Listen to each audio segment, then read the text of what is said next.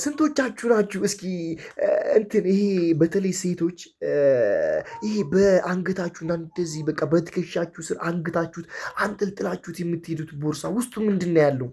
እስኪ የምር እግዚአብሔርን የምር እስኪ መልስ ጻፉልኝ። ቦርሳችሁ ውስጥ አንጠልጥላችሁ የምትዞሩት ቦርሳ ውስጥ ከውስጡ ምንድን ነው ያለው?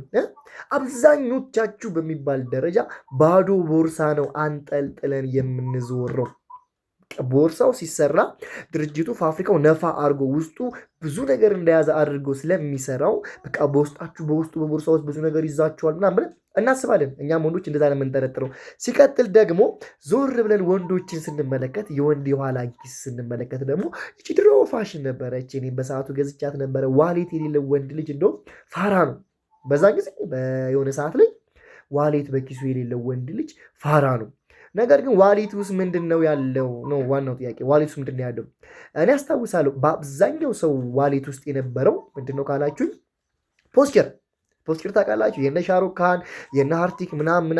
ከዛ ደግሞ እነሱ ደግሞ ቀረት እያሉ ሲመጡ እየነቃን እየዘመንን ስንመጣ ደግሞ በዋሌታችን ውስጥ ምን ማስቀመጥ ጀመርን? እንትን ፎቶ፣ ይቺ ዋሌት ፎቶ የምትባል ሾርት ፎቶ አለችና እነሱን ፎቶዎችን በዋሌታችን ውስጥ ማስቀመጥ ጀመርን። ነገር ግን የዋሌት ዓላማ ዋሌት የተፈጠረበት ዓላማ ምንድን ነው? ገንዘብ እንድናስቀምጥበት ነው ብዬ አስባለሁ።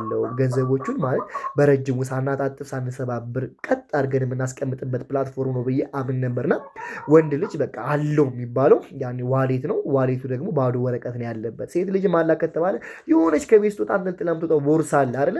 ያ ቦርሳ ደግሞ ባዶ ከሆነ አስቡት እስኪ። ወንዱም ኪሱ ባዶ፣ ሴቷም ኪሷ ባዶ። የወንዱ ምኞት ያላት ሀብታም መኪና፣ ቤት ምናምን ያላትን ልጅ ፈልጉ ማግባት፣ የሴቷን ፍላጎት ደግሞ ስራ ያለው ቤት ያለው መኪና ያለው ምናምን ማግባት ነው። እሱም የላቸውም። ሀሳባቸው ተመሳሳይ ነው። እንዲሁ ሳይኖራቸው ሲፈላለጉ ምን ሲሉ ያረጃሉ፣ ምን ይላሉ። ከዛ ቆየት ምናምን ሲሉ ደግሞ ያው ሞት አይቀርምና ይሞታሉ። ስለዚህ አሁን መንቃት አለብን። ይሄ ባዶ ቦርሳችን በገንዘብ መሙላት አለበት። ይሄ ባዶ ዋሌታችን አሁንም ቢሆን በገንዘብ መሙላት አለበት ብዬ አስባለሁ።